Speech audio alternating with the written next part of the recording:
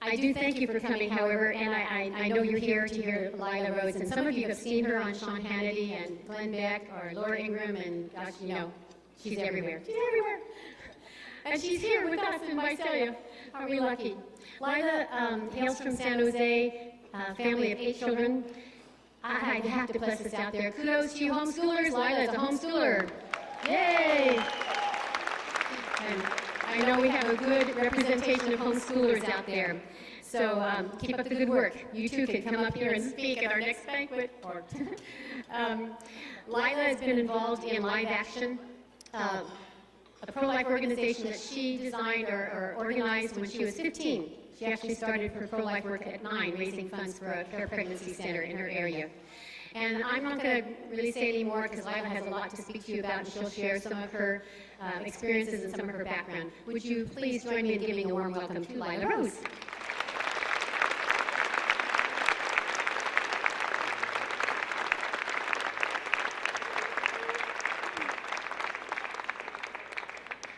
Thank you so much for having me here. I have so much to thank Tulare-Kings Right to Life for. I'll be sharing that story in a little bit. But I'm also so honored to be here to get to share with you some of the things that I have witnessed firsthand in abortion clinics across the country, going undercover as an investigator. But first, the starting place for my story, or one of the starting places, would be just a few months ago at a church that I was speaking in Los Angeles. I'm a student at UCLA, a senior this year, and I was speaking at a church there, and there was, go Bruins, I was speaking, and a woman walked in, a tall, blonde woman holding a dog, and she came in the middle of the speech, and I thought it must be a parishioner coming in late.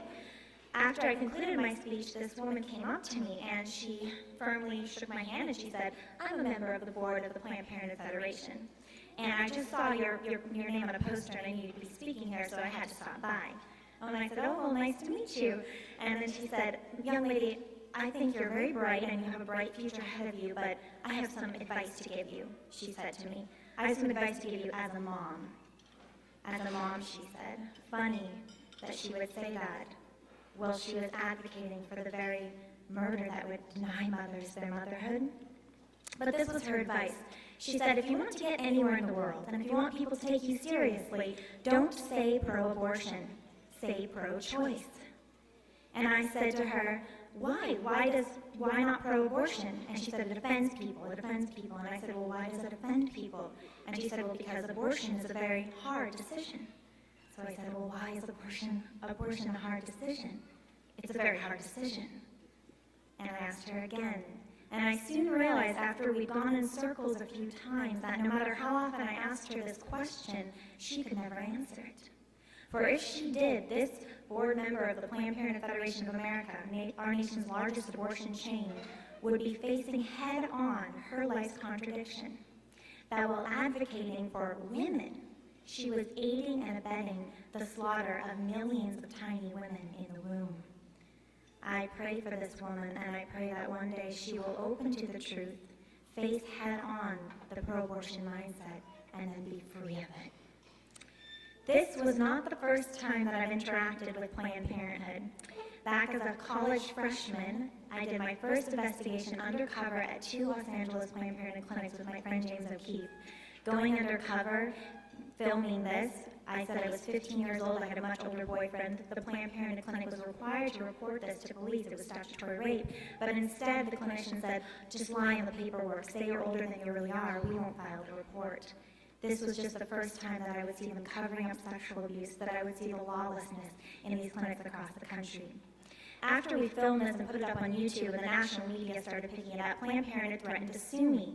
But when that just turned around back on them because the media got even, the uproar was even greater and the videos were played even more, they dropped the threat of the lawsuit and took a different course of action to keep me away and started posting my photo up as a brunette in their clinics. Well, last summer, 2008, I went undercover and I bleached my hair blonde in order to kind of get by that. And I was just at a clinic a couple weeks ago and they have my blonde photo up. So they're catching on. If you have, I don't know what I'm going to do next. I'm thinking of going red, but if anyone has any recommendations to come up to me afterwards, I'm very much open to it. My calling to the pro-life movement began when I was about 9 years old. I was homeschooled, as April said, one of 8 children. My mom is here tonight. Mom, hi. Thanks for homeschooling me.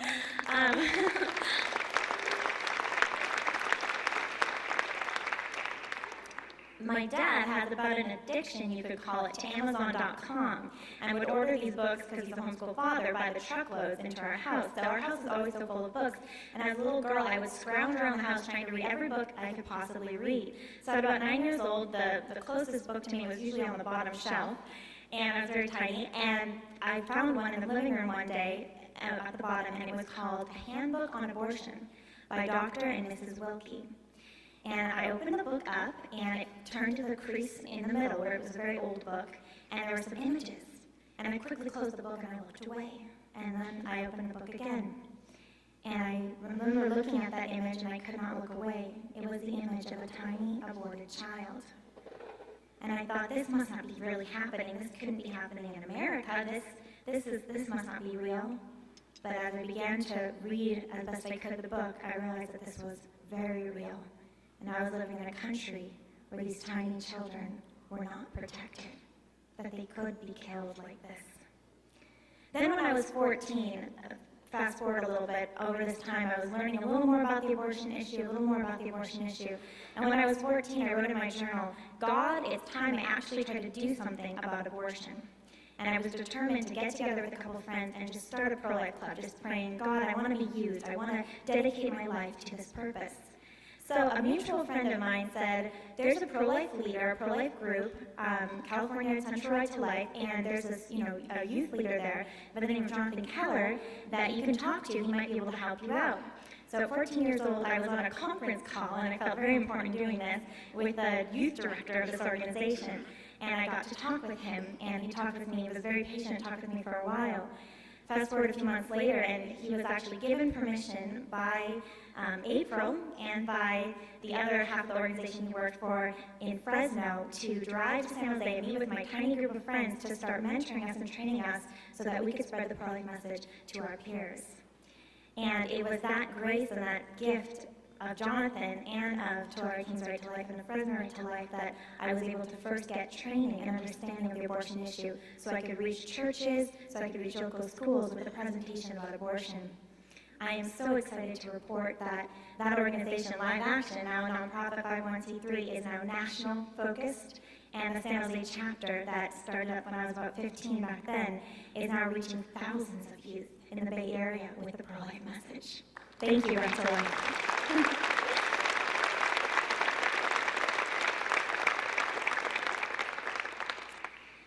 Together, we must face head-on our nation's bloodiest issue, the bloodiest issue of our time, perhaps of all of our history. Is there a problem today in our country that causes more bloodshed than abortion? I often say, I will switch issues if someone could prove to me a more bloodier genocide. But here's the blood, this is the blood in our nation's national addiction to abortion. I am just a 21-year-old college student. I just turned 21 a couple months ago, but I have dedicated my life to this bloodiest issue of our day, to fighting it, facing it, and helping create an America with you, an America without abortion. Well, the abortion industry is full of crime, and I've seen it firsthand, and I want to make a report to you about some of the things that I've seen and the teams that I work with, the teams that I train have seen nationwide. First of all, as I said in Los Angeles, there was a cover-up of sexual abuse in 2 Los Angeles clinics. In 2002, a comprehensive study was done by Mark Crusher of Life Dynamics, where he had an actor posing as a 13-year-old girl doing phone calls to over 800 Planned Parenthoods and affiliates across the country, finding that 91% of these abortion clinics would tell the 13-year-old girl, we don't care how old the man is, just come in, we won't report it, come in and have an abortion. With this sort of information, it became my task and the task of the group Live Action to actually document these abuses and make videos of it so that we could give it to the media, we could give it to legislators, and ultimately through YouTube and the new media, we could give it to the public. I'm going to be sharing with you a few of our projects. One is the Mona Lisa Project. I'll be showing a video. But before that, I want to mention another one called the Racism Project. I'm not sure if anyone has heard of this, but you may have all heard of Margaret Sanger. the illustrious founder of Planned Parenthood, the nation's largest abortion chain, Margaret Sanger, wanted to use birth control and then later abortion when it became legal through Planned Parenthood to target and to limit minority groups. She was a eugenicist. She strongly believed in the principles of the Nazi dream to create the select race, to cut out people that weren't desirable through birth control, sterilization, and ultimately abortion. So Planned Parenthood, a large majority of their clinics are located in poor or minority neighborhoods. And I know that Tulare-Kings Right to Life has a program designed to outreach to minority groups, which is so necessary. Well, with the Racism Project, what Live Action wanted to do was to investigate how far this racism that on its initial founding was still going on today. Well, there's a statistic, for instance, that while African American women account for only 13% of women in our country, they're submitting to over 36% of abortions. So our team of young investigators decided to do some phone calls to Planned Parenthood development departments to see what they would say to a racist donor who wanted to use abortion for the very purposes that Planned Parenthood was founded on. So my friend James O'Keefe with the script called up and he said, basically, hi, I'm a member of the KKK, practically he would say that, and he said, I want to donate specifically for the abortion of a black baby. In the first day of calling Planned Parenthood development departments, 7 development departments, not a single one hung up the phone. Instead, they expressed excitement, agreement with the racist donation purpose, and they all said that they would accept it or find a way to do so. That is just an example. We made YouTube videos of it, hit and made national news, just an example of the kind of corruption, the illicit behavior going on in these clinics and their supportive departments across our country. But now to get to the Mona Lisa project, which is the video I'm going to show you. First of all, why the name Mona Lisa? The Mona Lisa project went into clinics across the country last summer when I was the platinum blonde, and posing as a 13, 14-year-old girl, saying I had a much older boyfriend, what do I do? Clinic after clinic, state after state, city after city, finding again and again Planned Parenthood covering up sexual abuse. The name Mona Lisa has a few meanings. First of all, Mona Lisa is a mysterious woman in a painting watching you from all angles by Leonardo da Vinci, the great artist. And Leonardo da Vinci, this is a story not many people know, but Leonardo da Vinci was the child of a young, underage peasant girl impregnated out of wedlock by a much older nobleman. Today, little Leo would have been a prime target for abortion, but there wasn't much abortion back then. Even more deeply, Mona is derived from Madonna or Mary, the mother of Jesus. And Lisa is a derivative of Elizabeth, Mary's cousin, the mother of John the Baptist, 2 cousins. And in the visitation in the Gospel of Luke, Mary, pregnant, visits her cousin Elizabeth, also pregnant. And during the greeting of the 2 cousins, John the Baptist, still unborn, jumps with joy in his mother's womb, in the presence of his Lord and Savior, our Lord and Savior, Jesus Christ, also unborn. How beautiful is this meeting? But this meeting brings back another experience that I remember in the clinic undercover. And this is from a clinic that we have not yet released to the public yet. I was posing as maybe, I think the name was Brianna in this clinic, as a 13-year-old girl wearing a little Hannah Montana t-shirt. And I was sitting there in the waiting room, but I wasn't alone. 2 women came in. They were sisters. One of the women was just beginning to show. She must have been there for abortion, I thought. And the other woman had her 2 little girls with her, 5 and 7. They all sat down, and at this Planned Parenthood abortion surgical mill, they had brightly colored toys in the waiting room for women with children. So these 2 little girls, beautiful little girls, are playing with these toys. And the woman who looks pregnant is looking away very sad. I wanted to talk to her even though I was undercover, so I looked over to her and I said, what are you here for? And she said, abortion. And she looked away. And I said, oh, well, don't you want to go down the street to the community, this center I saw, because right next door to this clinic there was a community pregnancy center. She said, don't talk to me, and she looked away. Suddenly, one of the little girls, the 5-year-old, jumped up, demanding all the attention in the world, asking for a cup of water, and she went over to her aunt, tugging on her aunt's pant leg, and then she jumped up into her aunt's lap and snuggled close to her aunt's stomach. And I remember looking at that and not being able to look away, because what I was looking at was the meeting of 2 cousins, separated just by a few inches of flesh. One little cousin, a little boy or a little girl, who on that day would be cruelly destroyed. How different are these stories? Mary and Elizabeth, uncertain circumstances, unplanned pregnancies, but celebrating their unborn children. And these two women, also related, arranging to give this little baby up for abortion. Now I'm going to cue a video of the Mona Lisa Project, a video that was actually the first one we released in a long series that we've been releasing over the past year. And then I'll share some results of this video, but we can cue it up now. It's from Bloomington, Indiana.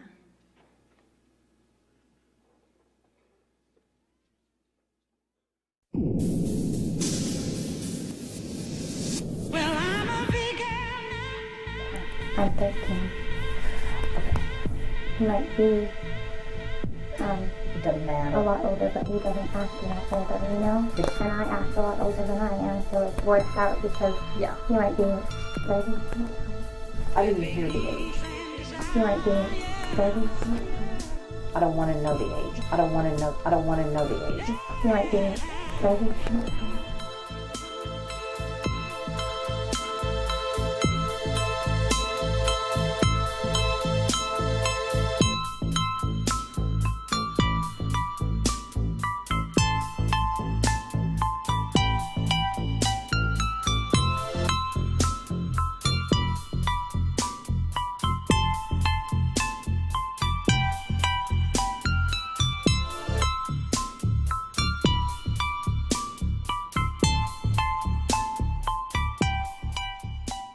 Have you had a positive pregnancy test? Okay. And missed a period? A couple periods. Couple periods, okay. Okay, how old are you? I'm 13. Okay. In the state of Indiana, you have to have a parent's signature to get an abortion. And I would want to know who was the father and everything, and I can't tell. I wouldn't want to tell them about all that stuff. Okay. Okay. Because, I mean, really, he would be in really big trouble. Right. Because I don't want to know how old he is. Okay. Okay. What do you mean? I don't want to know how old he is.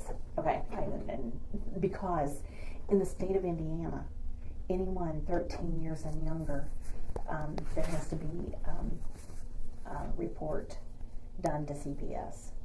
You know. But he's not as old. I mean, he might be Doesn't matter. a lot older, but he doesn't act a lot older, you know? And I act a lot older than I am, so it works out because Yeah. he might be 31, you know? He's older. But he's not like older, but he's way, I don't know, you know what I'm talking about. But he's not like that. He's not like weird. Yeah, he's not weird. In the state of Indiana, when anyone has had intercourse and they're age 13 and younger, I'm almost 14. it doesn't matter. Okay. You're 13. Okay. It has to be reported to Child Protective Services. Okay. I didn't hear the age. I don't want to know the age. Okay. Okay. It could be reported as rape, Oh, okay. and that's child abuse. Oh. Okay. So if I just say, I don't know who the father was, but he's one of the guys at school or something. Right. Just, you've seen him around, he's 14, he's in your grade and whatever.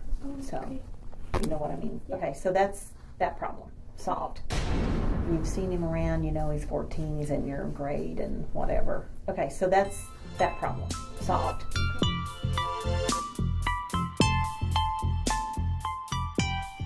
I didn't hear the age. I don't want to know the age. You've seen him around, he's 14, he's in your grade and whatever. So, you know what I mean? Yeah. Okay.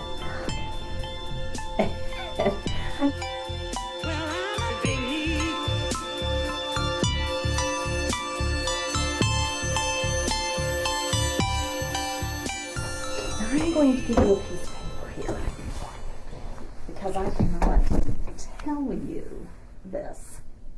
Okay? Okay. But I can show you this. Okay.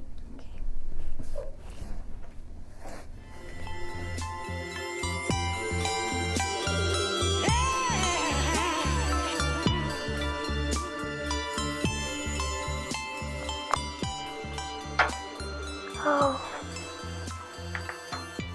So I'm the only one. Okay? Okay. But you know what, I just did that, and I'm going to do all that. You know what I'm saying? So that... Okay, good. Okay.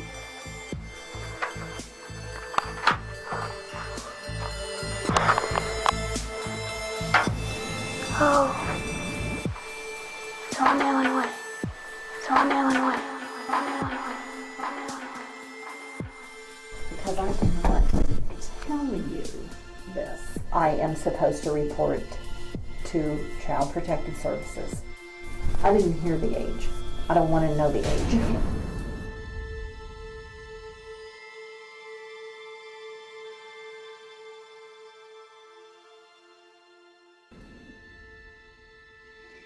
Videos just like that have been released in Indianapolis, in Bloomington, in Los Angeles, in Phoenix, in Tucson, in Memphis, in Birmingham. The evidence is insurmountable in the face of showing that Planned Parenthood is covering up this sexual abuse.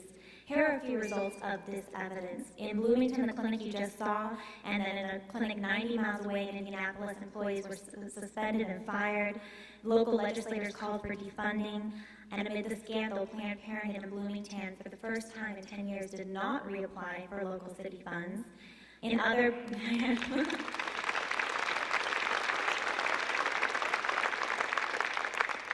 In Birmingham, both the Office of the Attorney General and the Health Department are conducting ongoing investigations. After we released the video in Tennessee, for the first time in over 2 dozen years, Tennessee legislators voted to redirect over $1 million in taxpayer money from Planned Parenthood to other health providers. This is some of the fruit of this work.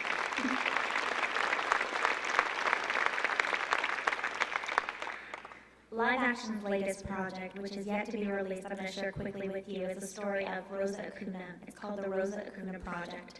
I just got back from a grueling month of collecting the footage and doing the research for this project.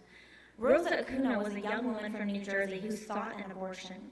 She was deeply troubled about her decision and wanted to talk to the abortionist about it. Is it a baby, she asked him. Am I killing a baby?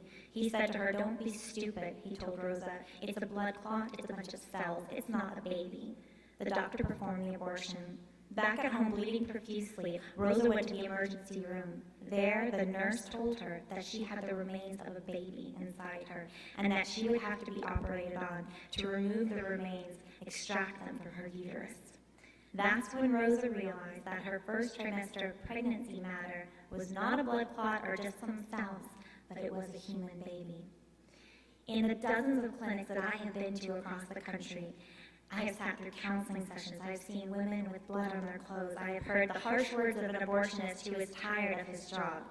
And I have seen how some of the people who work there manage to be so close to that killing. Just 2 weeks ago, one said, I don't want to go to the operating room. I don't like getting too close to it. I've become an expert on what the everyday abortion mill worker says to women, and I've collected this evidence firsthand with a wonderful team of young people who are brave enough to go in and get this evidence unlike any the public has ever seen before. Planned Parenthood employees have said that the heartbeat of the baby, and by the way, this is the importance, the beautiful and powerful importance of the signs that Tulare-Kings Right to Life is doing in other groups. But Planned Parenthood employees have said that the heartbeat starts at 11 weeks, at 20 weeks, or right when the baby is born. They tell women that the hands and feet don't form until right before the baby is born. They call the unborn child's heart just an electrical flicker. The counselors call the unborn child fetal matter, an alien, a tadpole, a cup of coleslaw, any number of dehumanizing names. Planned Parenthood and the abortion industry lies to women. They must be held accountable, and these women must be educated in our communities. It is this very dehumanization of the unborn child that allows the slaughter to continue in our country. The once pro-life Reverend Jesse Jackson said a long time ago, those advocates of taking life prior to birth do not call it killing or murder. They call it abortion. They say fetus because fetus sounds less than human and therefore abortion can be justified.